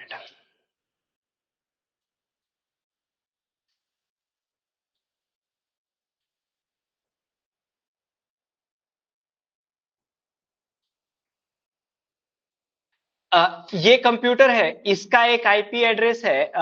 मान के चले कि ये इसका IP एड्रेस है, और ये एक वेबसाइट का सर्वर है, और चूंकि कंप्यूटर ही है नेटवर्क पे जुड़ा हुआ है, यानी कि इसका भी एक IP एड्रेस होगा, है ना। यानी कि इन दोनों के बीच में कम्युनिकेशन होगा वो इस IP से इस IP के बीच में होगा। DNS सिस्टम इंटरनेट का फोन बुक लेकर के आ जाता है। फोन बुक कहने का मतलब क्या हुआ कि DNS एक खास तरीके के सर्वर्स होंगे जो कि फोन बुक का काम करेंगे। इसमें दो तरीके की चीजें लिखी जाएंगी। वैसे लोग जिनको अपना फोन नंबर को नाम में कन्वर्ट कराने की जरूरत है, वैसे लोग ही डीएनएस के पास जाएंगे। यानी कि आप अपने कंज्यूमर हैं, आप एक यूजर हैं, आप जो है सो अगर अपना फोन नंबर का अगर नाम रजिस्टर कराना चाहते हैं तो आपके लिए किसी मतलब का नहीं रहेगा, क्योंकि आपके पास तो कभी कॉल आना ही नहीं है, आपको तो हमेशा कॉल करना है। तो आप जो है उस पर रजिस्टर नहीं कराएंगे, बल्कि दूसरे सर्वर्स जिसके पास बार बार इनकमिंग कॉल आना है, वो लोग जाकर के डीएनएस में रजिस्ट्रेशन कराएंगे। इस रजिस्ट्रेशन के बदले में वो इनको कुछ पैसा पे करेंगे, और पैसे के बाद डीएनएस उनको एक यूनिक नाम देगा। जैसे कि लेट से कि हमने ccsupsc.com ये नाम चुना, हमारा ये वेबसाइट एक सर्वर पे पड़ा हुआ है, लेकिन इस सर्वर का जो एड्रेस है वो कॉम्प्लिकेटेड एड्रेस है, उसका एड्रेस याद करने में आपको दिक्कत होगी, उस एड्रेस को याद करने में आपको दिक्कत होगी। लेकिन इसके जगह पे हम ccsupsc.com जब बोल दे रहे हैं तो ये ज्यादा इजी टू रिमेम्बर है, ये आप लोगों को बता सकते हैं। जिनको हमारे वेबसाइट पे आना है उनको फोन में कोई नेम होने की जरूरत नहीं है, क्योंकि हमारा वेबसाइट उनको कभी नहीं कॉल करने जा रहा है। लेकिन हमारे वेबसाइट का नेम होने की जरूरत है, क्योंकि लोग आने वाले। हमने जब डीएनएस के पास गए और वहां पे हम नाम रजिस्टर कराए ccsupsc.com, ध्यान रखें कि दुनिया में सिर्फ एक आदमी को ही ये नाम मिल सकता है, वरना फिर नंबरिंग सिस्टम काम नहीं करेगा। सबको अगर एक जैसे हम लोग जैसे राम श्याम रखते हैं, अगर वैसे रखने लग गए तब तो दुनिया में कई कंप्यूटर्स हो जाएंगे, वो कम्युनिकेशन सिस्टम टूट जाएगा। इस चलते एक यूनिक नेम होगा, और उसके बगल के कॉलम में लिखा रहेगा कि ये किस आईपी पे पड़ा हुआ है। 203.23.11.21 सिर्फ आईपी नहीं लिखा रहेगा, वो उसका पोर्ट नंबर भी लिखा रहेगा। जैसे कि लिखा हुआ है पोर्ट नंबर 8080। ये क्या बताता है कि जब कोई ब्राउजर ccsupsc.com जब टाइप करेगा, लेट्स से कि हमारा ये कंप्यूटर जब ccsupsc.com टाइप करेगा, तो हमारे ब्राउजर को पता नहीं है कि क्या बतिया रहा है, क्योंकि तो नाम बोल दिया है, हमको तो आईपी चाहिए। ब्राउजर सबसे पहले डीएनएस से बात करेगा, डीएनएस को बोलेगा कि देखिए यूजर ccsupsc.com बोल रहा है। डीएनएस उसका ट्रांसलेशन करेगा, ट्रांसलेशन इन द सेंस उस नेम के जगह पे एक आईपी एड्रेस और एक पोर्ट नंबर देगा, क्योंकि इस कंप्यूटर में भी कई पोर्ट हो सकते हैं। एक पोर्ट हो सकता है कि वेबसाइट के लिए है, एक पोर्ट ईमेल के लिए है, तो हमको पोर्ट्स भी स्पेसिफाई करने होंगे कि उस कंप्यूटर के उस खिड़की पे जाइए, वहां पे इस टाइप का डेटा आपको मिलेगा। तो अगर वेब ट्रैफिक आपको लेके जाना है तो एक कंप्यूटर के इस पोर्ट पे आप लेके जाइए, दूसरे टाइप का ट्रैफिक अगर आपको लेकर के जाना है तो वो उसके ऊपर लेकर के जाइए, है ना। ये इसको देगा, फिर ब्राउजर जो है वापस उस आईपी पे कनेक्ट करेगा, तब जाकर के आपके पास आता है। सो डीएनएस सिस्टम के ऊपर इंटरनेट काम करता है। डीएनएस सिस्टम एक ट्रांसलेशन का सिस्टम है, जिसमें हम जो कॉमन सर्वर्स होंगे उनके आईपी एड्रेस को एक यूजर फ्रेंडली नेम भी दे देते हैं। लेकिन इस नेम पे कम्युनिकेशन नहीं हो रहा होता है, कम्युनिकेशन अंडरलाइंग आईपी पे हो रहा होता है। डीएनएस सर्वर्स क्या करते हैं, इन आईपी को ट्रांसलेट करते हैं। हम आपको जरा एक बार दुनिया के डीएनएस सर्वर्स हम दिखाना चाहें।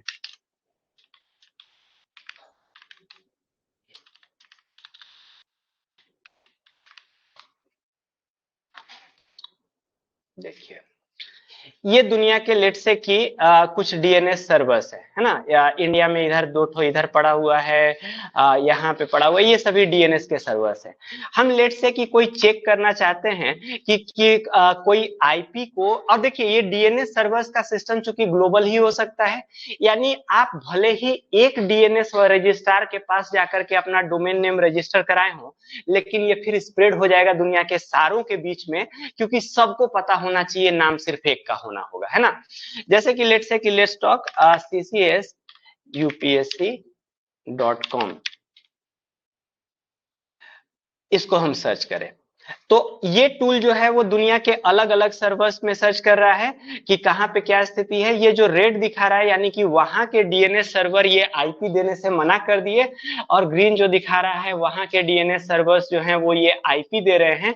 सभी देखिएगा सभी देखिएगा कुछ बाहर के रूटिंग वाले दूसरा आईपी दे रहे हैं, जो लेकिन जो हमारे पास मेन आईपी आ रहा है वो 154 वाला आईपी है। This is the main IP, है ना। तो ये अलग अलग दुनिया के सर्वर्स हैं। कई बार हम लोग एक से दूसरे के बीच में रूटिंग करते हैं, आप समझ रहे हैं, कॉम्प्लिकेटेड ट्रैफिक का मैनेजमेंट हो रहा है, तो कभी इधर से कभी उधर से कभी इधर से। ये फोन बुक सिस्टम है, इंटरनेट के फंक्शनिंग के लिए बहुत क्रूशियल है, क्योंकि डीएनएस नहीं होगा तो ये नेम रेजोल्यूशन नहीं होगा। Are we clear? तो आज हमारी बात इंटरनेट के ऊपर हुई। आज हम लोग क्या क्या बात किए, जरा उन सबको इनकैप्सुलेट कर लें। सबसे पहली बात हम लोग ये प्रोटोकॉल्स के बारे में जाने कि नेटवर्किंग में कितने कितने तरीके के प्रोटोकॉल्स हैं, वो खास तरीके का किस तरीके का कम्युनिकेशन लेके जा रहे हैं। दूसरा चीज हम लोग समझे कि हमारे पास इंटरनेट का इतिहास क्या है, इंटरनेट किस तरीके से आरपा डारपा एक ब्रॉडर टाइमलाइन डेवलप कर लीजिए। 80s 90s के समय जो डेवलपमेंट्स हो रहे हैं वो इंटरनेट को पॉपुलैरिटी देंगे, और इधर 2000 के बाद में जब चीपर ये 15,000 17,000 के मोबाइल फोन मार्केट को फ्लड कर दिए, अब देखिए जियो जैसे चीपर आईएसपीज आ गए, तो अभी के समय एक अलग ही दुनिया क्रिएट हो गई, है ना। तो हिस्ट्री को देखे, उसको देखे, और फाइनली हम लोग लास्ट बात किए कि हमारा डीएनएस सिस्टम क्या है, एड्रेसिंग कैसे होता है। इतने बात को आज हम लोग कंक्लूड करते हैं।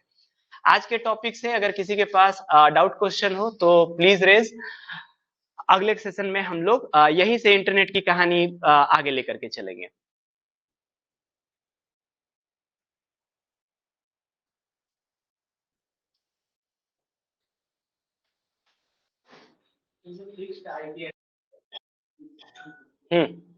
तो सर ब्लॉक किया जा सकता है, जैसे कोई फाइल ट्रांसफर करना है। एक मिनट आते हैं। हाँ जिसिका बोलो।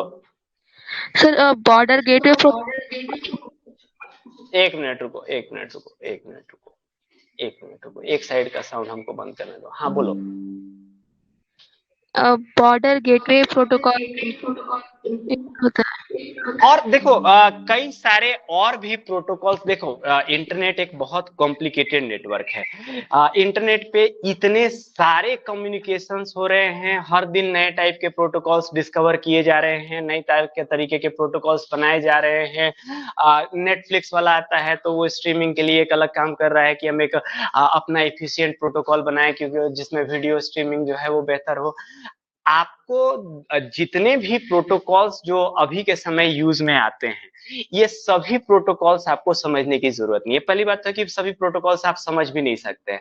जो इंजीनियर्स भी होते हैं, जो डे टू डे नेटवर्किंग का काम कर रहे हैं, उन लोग भी इतने टाइप के प्रोटोकॉल्स होते हैं कि वो रेफरेंस बुक्स में ही देखते हैं। इट इज इम्पॉसिबल कि सारे प्रोटोकॉल्स हम तैयार कर पाए, लेट अलोन की एक जनरलिस्ट जो कि जनरल स्टडीज तैयार कर रहा है उसके लिए। हमको एक सर्टेन जगह पे जाकर के रीजनेबल लाइन खींचना पड़ेगा कि इससे ज्यादा करने जाना तो वो स्पेशलाइजेशन का कंपोनेंट हो जा रहा है, उसमें जाने की जरूरत नहीं है, पॉइंट इंपॉर्टेंस है नहीं। हम लोग जो 5-7 प्रोटोकॉल्स की बात कर रहे हैं, ये इंटरनेट पे एम्प्लॉय करने वाले कुछ कॉमन प्रोटोकॉल्स हैं। इस बेयर मिनिमम के साथ हम बात को शुरू कर रहे हैं।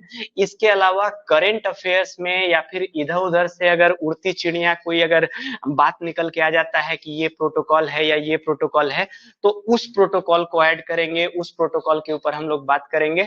वरना अदर देन दैट प्रोटोकॉल्स का बुक खोलने की जरूरत नहीं है। वो बहुत डीप होल है जिसमें कि लाखों तरीके के प्रोटोकॉल्स हैं जो कि अलग अलग तरीके के कम्युनिकेशन के लिए कर रहे हैं। आप समझ रहे हैं कि हम लोग जैसे कि अगर सेल्फ ड्राइविंग कार कर रहे हैं, तो सेल्फ ड्राइविंग कार में एक बहुत अल्ट्रा लो लेटेंसी कम्युनिकेशन चाहिए, उसके लिए एक अलग तरीके का प्रोटोकॉल डेवलप करने की जरूरत है, तो वो एक दूसरे प्रोटोकॉल पे काम कर रहा है। ये जो हमारे सिक्योरिटी कैमरास जो वाईफाई के माध्यम से हम लोग रिमोटली लगा देते हैं कि अलग अलग जगह सिक्योरिटी कैमरा लगाए हैं और वाईफाई के माध्यम से कनेक्ट किए हुए हैं, इनके अंदर जो वीडियो स्ट्रीम्स हो रहे हैं ये अलग तरीके के प्रोटोकॉल से चल रहे हैं। द पॉइंट इज कि there are lakh number of protocols, you are not to get worried about that. बस जो 2-4 हम लोग इधर देख रहे हैं जो करंट अफेयर्स में आया, और 1-2 इधर उधर से जो कहीं से रैंडमली कुछ क्वेश्चन में या कुछ कॉन्टेक्स्ट में आ जाता है, उसका डेफिनेशन देखिए। उनको डिस्कस करने के लिए हमारे करंट अफेयर्स ग्रुप जो हम लोग का ऐप के अंदर ग्रुप है उसमें क्वेश्चन डाल दो, उसके ऊपर स्पेसिफिकली हम लोग बात कर लें। बाकी उसको कोर कंटेंट में अननेसेसरी प्रोटोकॉल्स बढ़ा करके उसको लेंदी करने की जरूरत नहीं है। The material should be kept lean and thin, उसमें कचरा अननेसेसरी जमा नहीं करो, ढेर सारा प्रोटोकॉल मिलेगा, ओपन बुक है। तुम्हारा क्वेश्चन? स्टैटिक आईपी को ही बंद किया जा सकता है, that is the only thing. आप ब्लॉक करने का जो बात कर रहे हैं वो स्टैटिक आईपी को ही ब्लॉक किया जा सकता है, क्योंकि आप एक बार ब्लॉकिंग का रूल बनाए कि इस नंबर पे कॉल नहीं जाएगा, लेकिन अगर डायनेमिक में आईपी चेंज कर गया तो वो तो बदल जाएगा। तो आप असल में यूजर को रेस्ट्रिक्ट नहीं कर रहे हैं, आप सर्वर साइड को रेस्ट्रिक्ट करते हैं। आप आईएसपी को बोलते हैं कि कोई भी नीचे से कम्युनिकेशन जो इस सर्वर को जा रहा है उसको टर्मिनेट कर दीजिए, जाने मत दीजिए। तो इस तरीके से हम स्पेसिफिकली एक दो वेबसाइट को ये करते हैं। लेकिन आप जस्ट पहले नेटवर्किंग में देख चुके हैं, टनलिंग किया जा सकता है, वीपीएन किए जा सकते हैं, तो आप अपीयर ही नहीं होंगे कि इस नेटवर्क से आ रहे हैं, तो फिर आईएसपी पहचान नहीं पाएगा कि कौन सा कम्युनिकेशन जा रहा है, और that can not be terminated. तो उस केस में इस चलते हम लोग आखिर में इंटरनेट बैन का एक टॉपिक भी देखेंगे, उसका पॉलिटिकल एस्पेक्ट भी है, इकोनॉमिक एस्पेक्ट भी है, लीगल एस्पेक्ट भी है, उसके ऊपर भी चर्चा करेंगे। भारत में फ्रीक्वेंटली इंटरनेट बैन होते रहता है, उस दौरान में हम देखेंगे कि उसको इम्प्लीमेंट कैसे करते हैं। बड़ा कमजोर तरीका है, क्योंकि इंटरनेट बनाए ही ऐसे हैं कि कोई कंट्रोल नहीं कर पाए, वो बनाने के डिजाइन में ही डिसेंट्रलाइजेशन है। तो इस चलते इंटरनेट पे बैन करना बहुत ट्रिकी अफेयर है। ट्रूली इंटरनेट पे किसी भी चीज को बैन नहीं किया जा सकता, इंटरनेट का आर्किटेक्चर ही ऐसा है। आईपी एड्रेस क्या हैक करता है? आईपी एड्रेस थोड़े हैक होता है, हैक तो कंप्यूटर होता है। आईपी एड्रेस, अब हम अपना पता बता दिए, चोर को अगर हमारा पता नहीं पता है तो हमारे चोरी का चांस कम हो जाता है, चोर को अगर हमारा घर का लोकेशन पता है तो चोरी का चांस बढ़ जाता है। आईपी एड्रेसेस से मतलब बस इतना ही है। हम जो सर्वर्स ऑपरेट कर रहे हैं, इसका आईपी एड्रेस तो हम दुनिया को बांट के रखे हुए हैं कि सबको यही है, सबको यही है। तो और हमारे पास अटैक्स भी होते हैं साइबर सिक्योरिटी में, हम आपको रियल टाइम में दिखाएंगे कि हमारे सर्वर पे उस दिन क्या घटना चल रही है और क्या चल रहा है। This is a very frequent thing, चूंकि पब्लिकली अवेलेबल होते हैं, इस चलते उस पर अटैक्स होते रहते हैं, फ्रीक्वेंटली होते रहते हैं। ठीक है। हम्म। हैं? हाँ,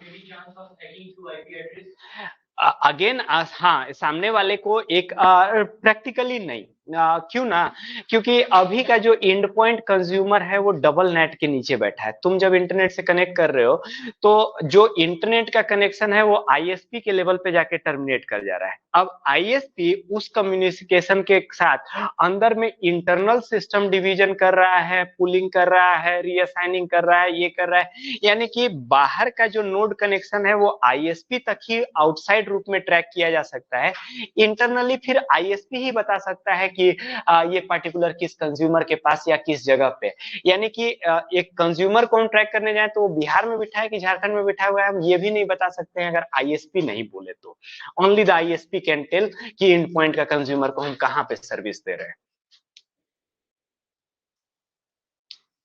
है ना। चलिए आज की बात को यहीं पे रखेंगे। Have a great day.